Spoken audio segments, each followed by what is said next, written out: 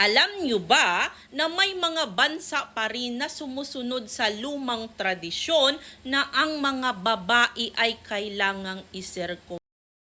Akala nyo boys, kayo lang yung siniserkom ha? Dito sa mga bansa na ito, ang mga babae, pati mga babae, babaeng bata, dalaga, ay kailangan mong dumaan sa serkom para ikaw ay matawag na disente, malinis at swerte, at ito ay pangtaboy daw sa mga masasamang energy. Talaga?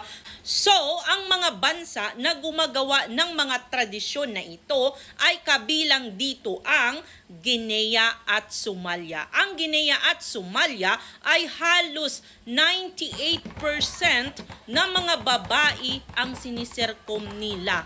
Yes, grabe, halos talaga. At alam nyo, kabilang dito ang Asia. At alam nyo kung anong lugar dito sa Asia ang mga babae ay siniserkom? Sa Indonesia. At alam nyo, kasama rin dito ang Middle East. Sa parte ng Middle East, dito ay ginagawa ang circumcision sa mga babae ay sa Iraq, Yemen at Oman. Oh my God, talaga. Akala ko bawal ito sa mga Muslim country. So guys, no, marami pa din pala ang mga gumagawa nito na dating mga lumang mga sunurin ito sa mga tradisyon ng kanya-kanyang mga bansa, pero may gumagawa pa rin ngayon. So ito na, alam ko nagtatanong ang mga boys kung paano iserkom ang mga babae. Porya restrict tayo kay Meta. So guys, ang ginagawa ay ang kanilang mani-mani ay binabawasan daw. So, tinitingnan daw kung maganda ang porma ng iyong pudaday ay sa mga balat sila nagabawas, sa mga bibig. Pero kung ang iyong mani-mani ay lagpas isang ganito kahaba, so bawasan daw iyan.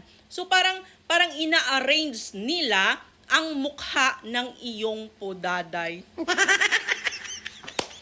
So guys, kung ang iyong mani-mani ay malaki, mahaba, so bawasan daw iyan. So kung maganda ang porma ng iyong pudaday, ay may mga ritual silang ginagawa.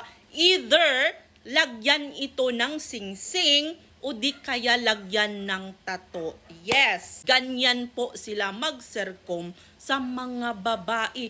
So guys, imagine niyo, alam niyo against po ito sa World Health Organization dahil bawal ito, no? Dahil ang pinaka-sensitive na party ng babae ay babawasan at walang mga anesthesia na ginagawa dahil nga kagaya sa Guinea, sa mga Somalia, ang mga tao dito ay mga mahirap, di ba? Mga tribo-tribo. So ang ginagamit nila ay ritual lang at mga kahoy-kahoy lang ang mga nilalagay nila sa sugat. So pinagbabawalan ito ng World Health Organization, no? So ngayon marami pa pala ang gumagawa nito. So ikaw, papayag ka ba na ikaw ay i-circumcise?